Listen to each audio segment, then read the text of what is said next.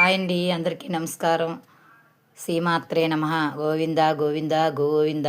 ఈరోజు ముక్కోటి ఏకాదశి. అందరూ గుడికెళ్ళి వచ్చారా? నేనైతే గుడికెళ్ళి వచ్చానండి. ఈరోజు మా ఇంట్లో అయితే నేను ఇలా పూజ చేసుకున్నానండి. స్వామివారికి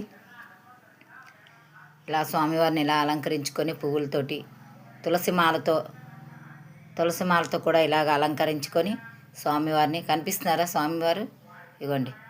స్వామివారిని ఇలా తులసిమాల చామంతులు గులాబీలతో ఇలాగా అలంకారం చేసుకొని శంకుచక్ర దీపం ఒరిపిండి దీపాలు పెట్టుకొని స్వామివారికి అయితే ఇలా నేను పూజ చేసుకున్నానండి.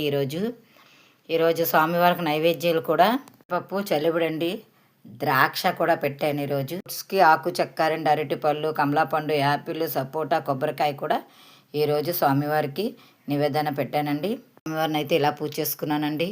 ఈరోజు వైకుంఠ ఏకాదశి ఉత్తర ద్వార దర్శనం కూడా చేసుకొని వచ్చానండి. నేను ఏడుకొండల వాళ్ళ గుడికి వెళ్ళి వచ్చేసానండి. ముందే గుడికి వెళ్ళి వచ్చేసాను. చీకటితో తెల్లవారికి ముందే గుడికి వెళ్ళాలనేసి అన్నారనేసి గుడికి మాత్రం మార్నింగ్ వెళ్ళి వచ్చేసానండి. బేగా వెళ్ళి వచ్చేసాను. దర్శనం చాలా బాగా అయిందండి. స్వామివారు చాలా బాగున్నారు.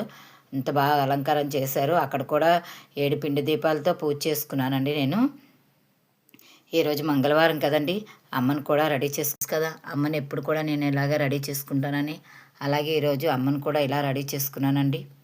అమ్మవారిని తల్లి పాదాలు ఇలాగ అమ్మవారిని కూడా ఇలా రెడీ చేసుకొని ఇలా దీపారాధన చేసుకున్నానండి.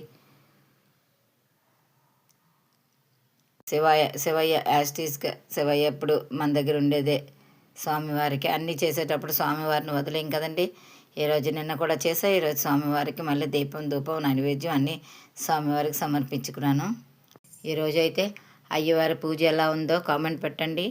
అలాగే అమ్మవారి పూజ ఎలా ఉందో కామెంట్ పెట్టండి. నా పూజా విధానం నచ్చినట్టయితే లైక్ చేసి సబ్స్క్రైబ్ చేసి సపోర్ట్ చేయండి. ఈరోజు అయితే అమ్మనైతే ఇలా రెడీ చేశానండి. అమ్మ ఎలా ఉందో చెప్పండి. ముద్దుగా అనిపిస్తుంది కదా అమ్మ. 3 చామంతులు 3 గులాబీలు మధ్యలో తల్లి ఎంత బాగా కనిపిస్తుందో చూడండి. అమ్మ చాలా ముద్దుగా కనిపిస్తుంది, నవ్వుతూ కనిపిస్తుంది అమ్మ చూసారా ఎంత బాగుందో.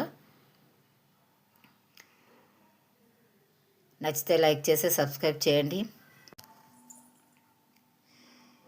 ఇది 300 సంవత్సరాల తర్వాత వస్తుందటండి ఈ వైకుంఠ ఏకాదశి.